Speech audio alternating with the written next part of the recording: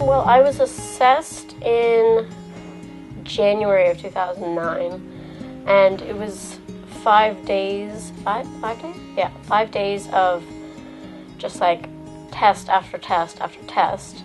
My assessment was, well, like a blood test, but I didn't study for it, so I was so sure about my marks. But I guess I passed because I was put on the list for the kidney. So I guess I was assessed properly. I didn't study for it though, but I was assessed.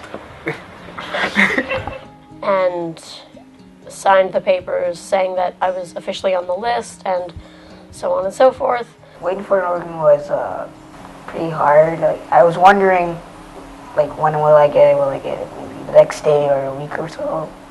It's pretty, and then scary at the same time because then I wouldn't know how I would react if they said, "Oh, we have a liver for you."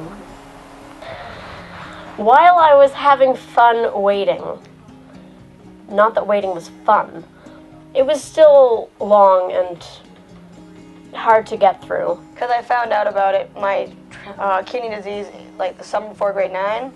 So I waited all through grade 9 and 10, and I just kind of went on my normal business, you know, going to school and hanging with friends, and every now and then going back and forth between Thunder Bay at the Renal Clinic and Sick Kids in Toronto.